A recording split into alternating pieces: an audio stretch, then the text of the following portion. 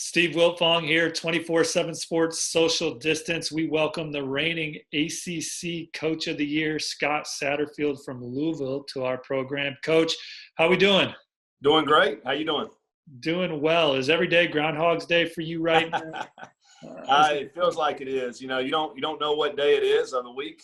They all run together. And we're all doing the best we can, and we've gotten very familiar with our computer screens.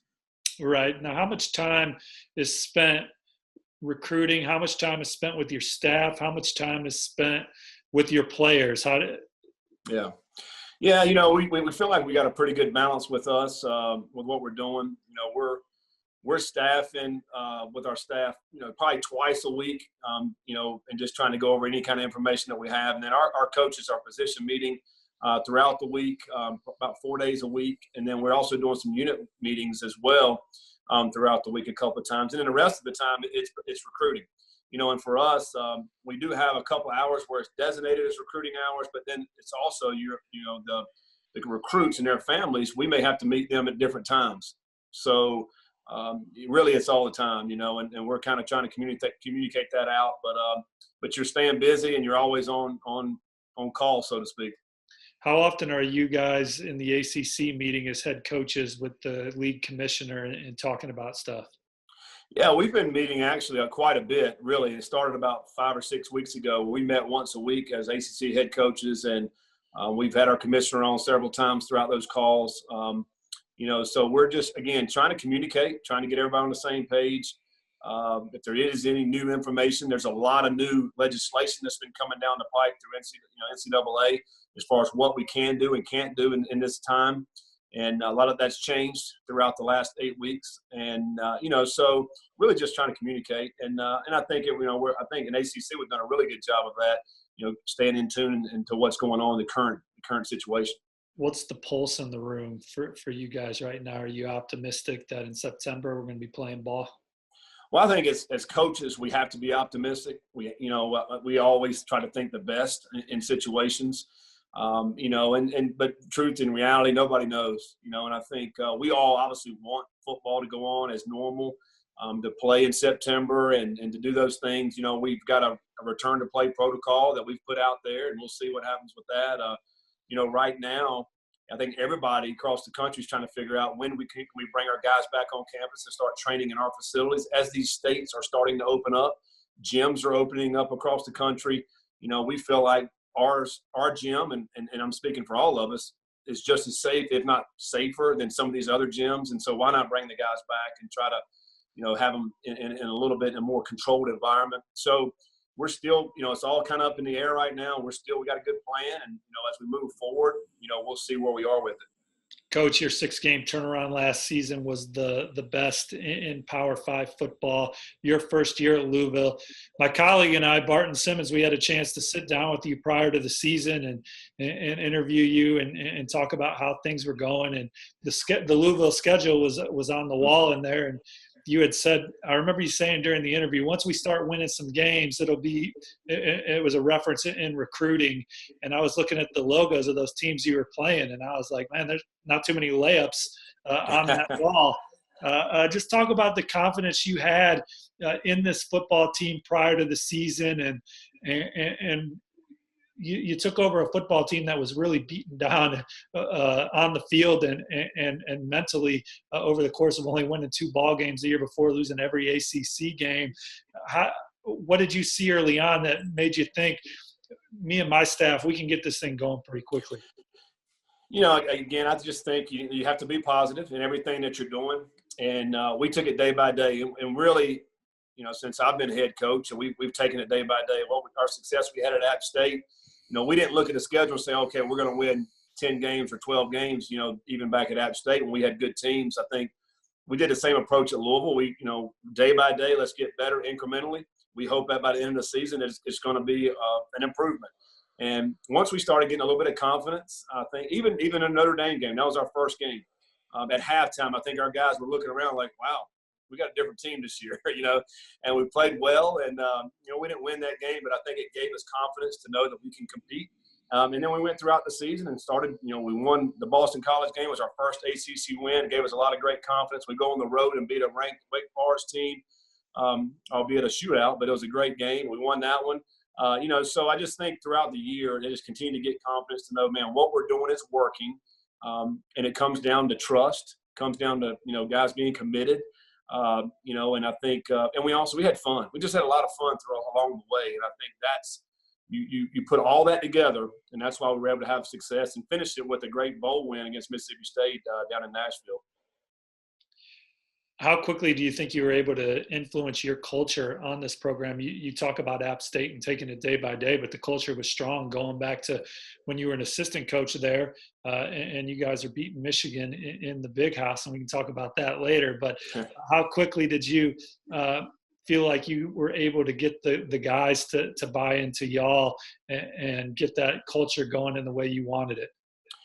Well, it wasn't quick. I don't think. I think it takes time to do that. I actually think it probably takes years. And so we were very fortunate to be able to win those games. There's been a lot talked about. So there's 22 scholarship players that were on our team in the fall before we got there that were not playing the next year. So we lost a lot of players, but the ones that stayed, and we talked about this in the locker room after the bowl game about how thankful we were these guys that stuck it out, and now they're getting to reap the benefit of that.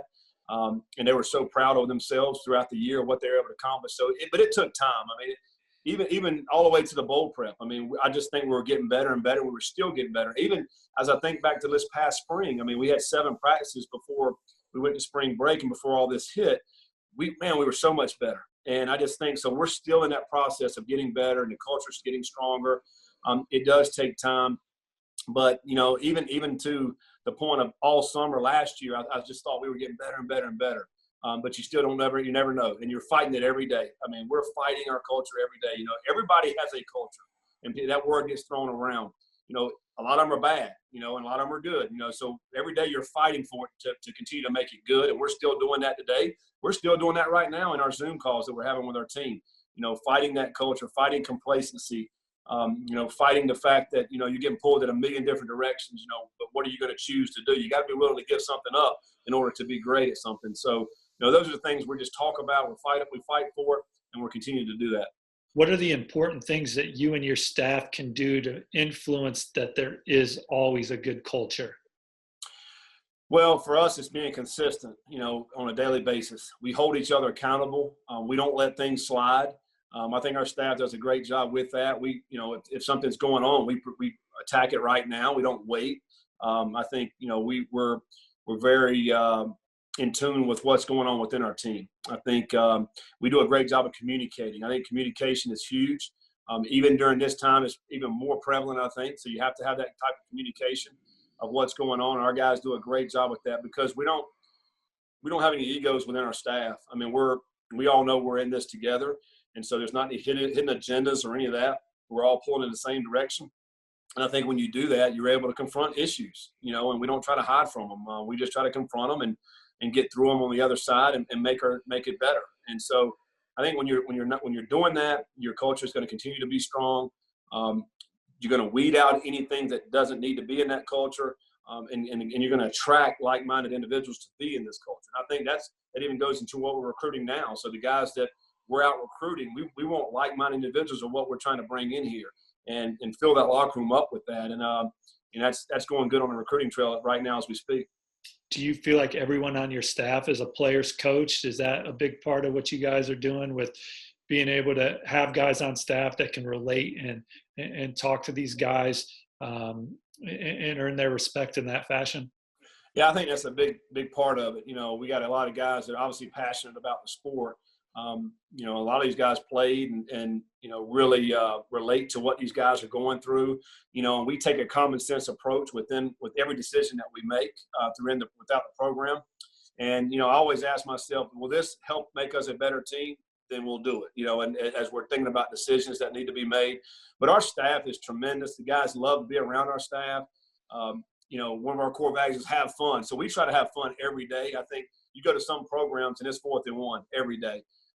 That's not who we are. We want to have fun. We want to celebrate victories. We want those small victories in life that you have on a daily basis. And I just believe that's motivating, and that continues to help bring you back the next day. We want our guys to want to come to our building. Come want to sit with the coach in his office and just cut up with him. And then also we'll talk ball, so all those things, I think for us, that really helps your culture, and people and young people want to be a part of that, because they feel like what they say and what they do matter, and it does in our program because of our player-led team. Coach, you were the Sun Belt Coach of the Year 2 years ago, so you're reigning Coach of the Year you've won Coach of the Year 2 years in a row, and you won some conference championships at App State. Was Louisville a job that? How'd you get to Louisville, basically? What jobs did you kind of identify that you wanted to make the Power 5 jump, and how'd you end up at Louisville? Yeah, I think first of all, there's not many big Power 5 jobs that come open, that you have a chance of getting. I think that's number one. I think sometimes people say, well, there's 20-some jobs every year. Well, some of them don't fit geographically. Some of them don't fit culturally. There's a lot of different things. And I just thought, when Louisville job came open, I thought, man, they've had some great run the last 4 or 5 years. They've had some great players that come in there. They just got in the ACC 5 or 6 years ago. And, man, this is a great opportunity. And so I thought it was just a good opportunity to go at least check out, and then when I talked to Vince, our athletic director, I think he did a great job of selling the vision of their program and what they wanted to do. And I just thought it'd be an awesome opportunity. I love the ACC. I grew up in the Raleigh-Durham area right there with a lot of ACC country, and then we're competing in it. But just like for me this year, to be able to go to Winston-Salem and get a big win, go to Raleigh and get a big win against NC State. I mean, that's going back to my hometown there and to play in front of a lot of friends and family. That's enjoyable to me. And then the kind of people at Louisville, they're awesome, and, of course, you didn't know that going in, but I had heard great things, and great place to live and raise a family. And so now once I've been here now 15, 16 months, and it's all been true. It's a great place with a lot of great people. And, and I just believe when you surround yourself with great people, I've been able to do it with my staff. And, that's why, to me, we've had great success already in a short period of time. What was your process? How many times did you interview? How does one become the head coach of a Power 5 program? Well, it's crazy. It's not all the glamour everybody thinks it might be. I'm trying to win a championship at App State, and so I told at the time, I told Louisville, I was like, listen, I'm not talking to you until we finish this season. And it was to win a championship. So we beat Louisiana on that Saturday. On that Sunday, I met with Vince, just him and I, one-on-one, for about 4 hours. And great meeting, and then, a day later, Monday afternoon, he calls and offers me the job. I mean, and so you got to transition from the head coach at App State to the head coach at Louisville. And what a whirlwind that was. And really, for the whole year, it was a whirlwind. You're trying to get your feet grounded and create your culture and create your program. A lot of hard work went into that. And it's not easy. It's not easy moving. I got 3 kids in high school. That's hard, difficult, that transition. You're trying to put together a staff. They got families as well, trying to move them. I mean, there's a lot of stuff that go into it where the fans and people in general just kind of see it. Oh, man, that's a great opportunity, and not great money and this and that. Well, there's so much more to it than just that, And, when we first got into coaching a long time ago, when I did, and probably a lot of coaches, it wasn't for the money. I mean, it's just because we love the sport. We love being around young people. We love the competition of it. And I think when you do a good job, you are rewarded, for to be able to get bigger opportunities, bigger schools, or, obviously more money nowadays. The last 10 years, that's really gone up. But when we first got into it, it's just for the love of the game and the love of being around young people. And I still got that. I mean, for me, that's what it's about. I love the competition. I love being around the young people. I love seeing a freshman come in with those big eyes, ready to attack. And then he gets humbled because he's, he used to be the man and now he's not, and then by that time he's a junior or senior. Man, he's a great player for you. I just love that transformation and how we can impact lives. I think that is a tremendous honor that we have as football coaches. So he offers you and you take it on the spot? Is that how it kind of went down? Well, you don't have much time to think about it. I mean, he's probably got somebody else on the other line saying, hey, listen, if you don't take it, we'll offer you the job. I mean, it happens really fast. And, we had great success at App State for a long time and really didn't get many opportunities to interview for many jobs, really. people think, well, you have good success, man. You could have taken this job or that job. Well, there's not too many jobs out there. So he offers the job, and I was like, you kind of had to have your mind made up that you're going to take it, and so I thanked him and said, yeah, we'll take it. That was on 4:30 on Monday afternoon, and I was flying to Louisville the next day at 11:30. I mean, it happened so fast. How many people are you talking to about a decision like this, where it's like if they offer, I'm going to take it? Mm-hmm. Well, first, my wife, I think, we had many conversations. Really, the last 2 years we were at App State, if certain jobs open up, when we want to look at that and opportunities, and yeah. So my wife really, just you're doing a lot of praying, and you're talking to your wife because that's who it immediately affects. And then, may talk to some peers in the profession to find out when certain jobs open up, what do you think about that job or whatever. But you don't have time to do research. It's not like I'm sitting there going Louisville, going on the internet, finding out, all the different things about it. Like, quite honestly, I didn't know that they'd given up 50 points 5 straight games in a row. I didn't know that. I joked to some of the alumni when I spoke last year. Had I known that, I probably wouldn't have taken that job. I really didn't know. You don't have time to research. That's the thing that I think the public don't really know.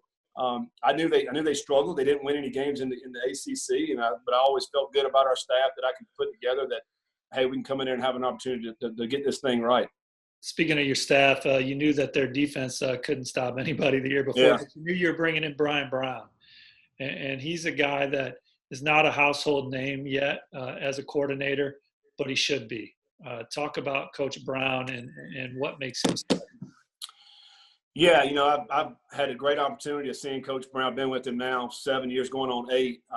And we hired him at App State, and so he worked his way up at App State. We ended up hiring him as my defensive coordinator when Nate Woody left to go to Georgia Tech, and he did an outstanding job. He's a great young coach, great family man.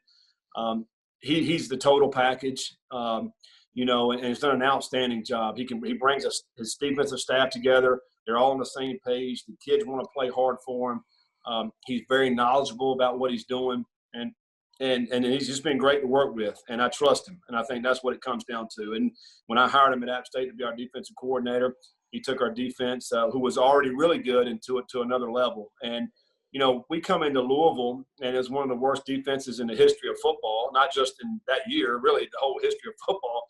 And turned it around. I mean, we still were not very good last year defensively, but we were 11 points better per game. And that's incredible as you think about a 13-game season, 11 points better. That's a lot of points. And, we still got a long ways to go, but we're going to get there. But he's done a tremendous job, and he will continue to do a tremendous job. He's a great young coach, and his future is so bright. Hopefully he'll be with us for a long time, though. What are his hallmarks on defense, though? What makes him, the guy between having his guys in the right positions on Saturdays? Well, I think number one, he's a great communicator and a great teacher.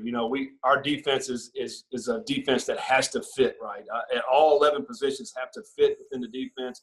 He does a great job conveying that to his staff and then conveying that to our players. But you also have to play with a ton of enthusiasm on defense, and you have to fly to the football. And you have to, have that mentality of never quitting. And so he instills that in his teams on the defensive side, and the guys, they play hard and they rally to the football. And I think when you have a teacher that teaches like that, but also when you get the guys playing with great effort, I think you put those two things together, you're going to have a good defense. And offenses are going. They're going to throw the ball into coverage. You're going to get some interceptions. You're going to get some turnovers, and you're going to give up some yards because all defenses do. But hopefully, you're going to not give up those points. And I think he does a great job with that. The bend but don't break philosophy, which I'm fine with, and we've been very successful. If you go back and look over the last 3 or 4 years, he's been our defensive coordinator. And what our offense does, it's a great marriage of how we put both together, and we're able to have great success. Your offenses have always been among college football's most potent, and they've been balanced. Just talk about how your philosophies and putting that together. And is your offense a product of the preparation through the week, or do you get in there on Saturday and you're able to quickly expose and adapt and things like that from what you're seeing from the defense? Yeah, I think it's a little bit of both. I think we have a great foundation in what we want to do with our offense. We want to run the football, and then we want to make you pay in the passing game. I mean, I think as you go back and look at it, we're highly efficient in the passing game. It's because we can run the football. And if we feel like if we can establish the run, then we got a great opportunity and a great chance to win the football game. We also have utilized our playmakers on the outside at wide receiver to make the big plays. Just we saw what Tutu Atwell did last year at Louisville. He broke the school record, which is incredible. We've had some great receivers in Louisville's history, and quarterbacks that have been great. And, Cunningham ended up playing this year, started a bunch of games for us.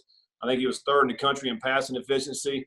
And then we had a running back, broke the school record for rushing yards by a running back. I mean, it's incredible in our first year what we were able to do here.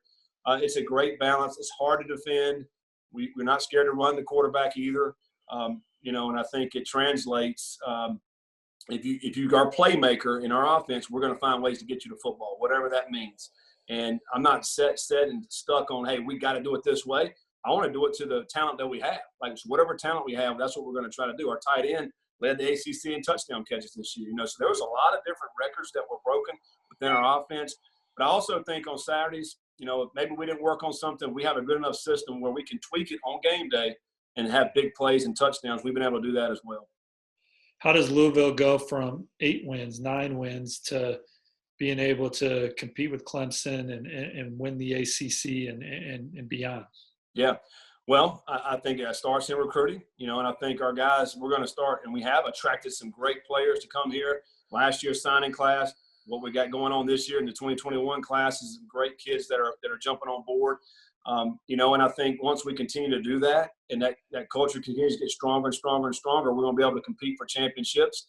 I mean, in the first year, we beat Virginia, who won their side, and we finished second on our side. So we're getting there. We're not there yet. Clemson's at such a high level right now, playing for national championships. So, but they're a good gauge for us to look at.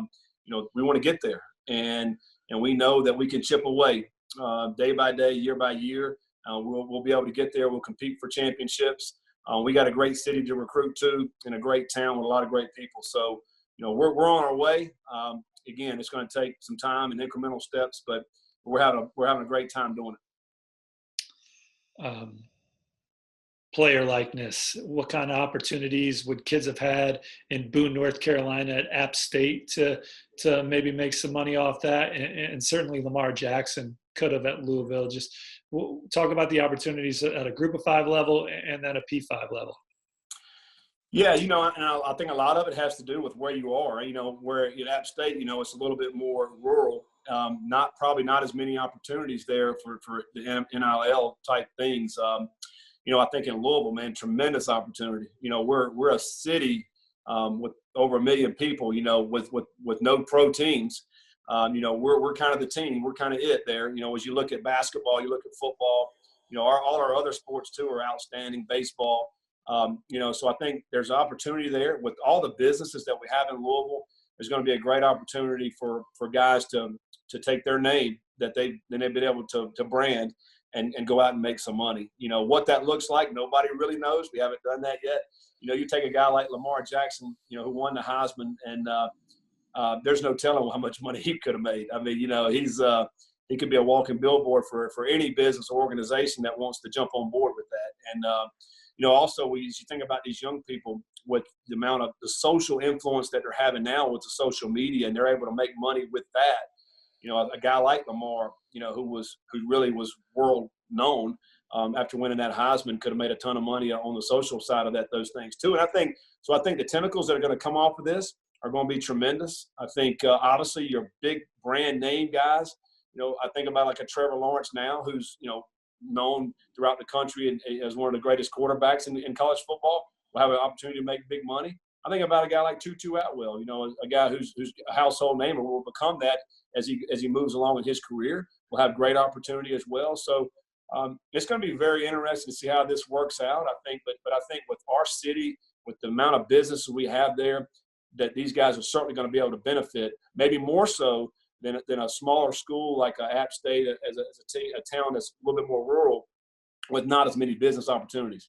We talk about big money for the household names, but App State, you guys had good attendance, a lot of tradition. For those Group of 5 schools, is there an edge maybe it's not big money, but it's being in the the local vacuum Yeah. cleaner store commercial or what have you, because those players are known in those communities more so maybe than programs that are going 4-7, right? No, I agree with that.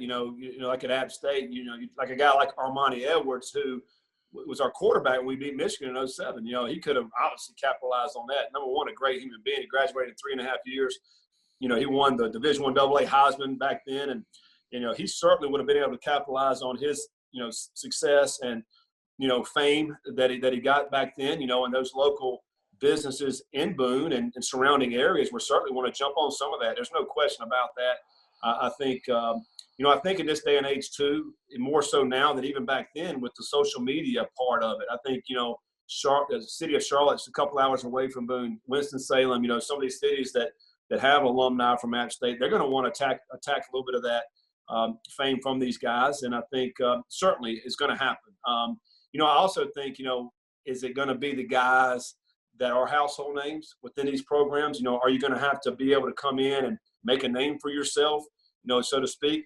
But I also think it could happen in recruiting. You got to think about, is there a big time recruit locally that, hey, get him to come here. We're gonna end up using him to endorse our product. How's that going to work in recruiting? So those are the things I don't know that we kind of know yet. What's going to happen with that? So that's what worries me a little bit about it. Is this going to be tapping into recruiting now? Are they going to be legally recruiting these guys and being able to pay them money now, as opposed to under the table? So you have a Tutu Atwell maybe getting all these endorsement deals, but then what if like a Javian Hawkins? Do you have to worry about team chemistry and things like that if some kids are all of a sudden feeling like they're not getting what they deserve if they're seeing one of their peers, getting more opportunity? Absolutely. I think it's certainly a worry, for us, because we're always talking about team and playing for each other, but if one of our guys is getting, quite a bit of money right here, but the other guy who's pretty good too, he's not getting that. Well, how's he going to feel about that? Is jealousy going to come in? I don't know. We're going to probably, as coaches and as team, we're going to talk about that all the time probably and try to, support each other, and really try to help each other out. But those are the tentacles that we really don't know and how we're going to work these things out as we move forward with it. A first team running back, the second team guy, he may be a 500 or 600 yard a season guy too, who's pretty good also, but how's it going to work out if one's getting money, one's not? I don't know. We'll have to cross that bridge when that happens. But, I'm all for these guys being able to capitalize on their name. If they're a guy who's got a great name and has done some great things, capitalize on that. That's awesome, And so, I just don't want it to take away the integrity of the game. I think that's the one thing that as coaches, you're a little bit fearful in that. But I'm all for these guys, being able to make money. They deserve it. If they've created this brand for themselves and they've done some great things, then they certainly need to be able to capitalize on that. That win over Michigan, you were the play caller. You guys jumped on them quick, up double digits most of the game. Just your favorite memories from that day, going into the ball game. What was the mindset and all that? Yeah, it was obviously a tremendous day for us. But going into the game, we had no idea. They were coming off a Rose Bowl win. And you guys were defending national champs in FCS, right? We were. Yeah, we had won it in 05 and 06. And now you coming into the season in 07, we had pretty good confidence, right? I mean, we didn't know could you go and compete Michigan, right? I mean, they just come off a Rose Bowl win. And so we really didn't show much Michigan film coming into the game. I think one thing, we talked about ourselves a lot. Hey, this is what we need to do. Don't worry about who we're playing. And so we get in there, and one of the plays that stands out for me is that our first third down, and Dexter Jackson catches a little slant and goes 70 yards for a touchdown. And I think all our guys on our sideline were like, oh, we can play with these guys, and then so on and so forth. We kept going, and we're playing. At halftime, I didn't even come down at halftime. I'm up in the box. And I just told our coaches on the sideline, listen, tell our guys they're doing a great job. I went and got a Coke and some popcorn and came back to the booth. I didn't even go down at halftime because what are you going to tell the guys, right? And then the second thing was they said, once you get down, you got to turn around and come right back. There's 107,000 people here. You don't have much time to get down there. And so they made a good run in the third quarter. But then, second half, we ended up blocking. Corey Lynch blocks the field goal attempt for them, and we ended up winning the game. But obviously we'll never forget it. I think if you're a college football fan and you're around that time, you'll never forget it as well. It always gets brought up, our first game around September 1, because that's kind of when it happened, back then, in 2007. But what a tremendous game. It just proves how the most talented team doesn't always win. The team that plays together, that doesn't make mistakes, that believe, I think, are the ones that win a lot. Was that a game that App State put on the schedule for a money game, or was that a game that App State put on the schedule like, look, we are the best FCS team in the country right now. We want to start getting some games on that level to see how we really stack up? No, it's a money game. I mean, that's kind of what it starts out with. At the smaller schools, they have to have these big games in order to keep their program going. And, in the past, we had played other teams, Wake Forest, NC State. We had played Clemson. We had played some regional teams. But I think as our program was growing, we were just trying to find games, right, to make some money. Michigan was a team that had some money, so they were willing to play us. And so it happened to be on the schedule. And, we just happened to have a really good team. Our 06 team, to me, was maybe one of the best teams we've ever had at App State. But then you come back in 07 to go up and beat Michigan. We ended up losing 2 conference games that year after the Michigan game, but we still won another national championship, And I think for us as players and coaches back at App State, we were probably more proud of winning national championships, because when you say you're the best at something throughout the country, that's unbelievable. That means you're the best. You're the one team that is the best. You beat a team like Michigan, that's a great win and historic, and that's probably what we're known for at App State. But for us as players and coaches, it was winning those national championships that were probably more gratifying, because it just says, man, you're the best. We had to go through the playoff system and win 4 weeks in a row to win a national championship at that level. That's pretty hard to do. And I think for us, that was even more impressive. I look at North Dakota State now, what they've been able to accomplish, incredible to win those national championships, back to back to back. And I just think that to me, rather than one game, although I know it's one of the biggest games and biggest upset probably in maybe in sports history. And Coach, last thing for me, who are the best, in your opinion, group of 5 coaches or FCS coaches right now that, in your opinion, deserve the same opportunity you just had to come in and jumpstart a Power 5 program? Oh, man, that's tough. There's a lot of great programs out there, and you look, and it doesn't necessarily have to be at a program where – everybody knows their name. I think about Willie Fritz at Tulane, who was at Georgia Southern. We got to play. I think he's an outstanding football coach. Does a great job. Does it the right way. Toledo, Jason Candle's a guy that comes to mind, which I've worked with him before. Does a great job. Or Matt Campbell was there before, who's at Iowa State now. They're Mountain Union guys.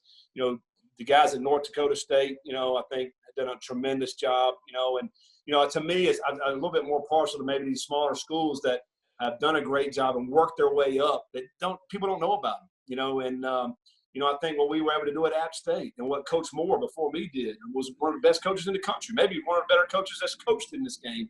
But you just don't get those big time opportunities, I think. So there's a lot of great coaches out there that just hadn't had an opportunity at the highest level, but I think can coach their tails off.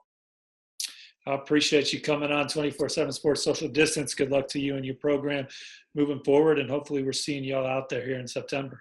Yeah, I really appreciate it. Yeah, we're looking forward to get out, hopefully sooner than later.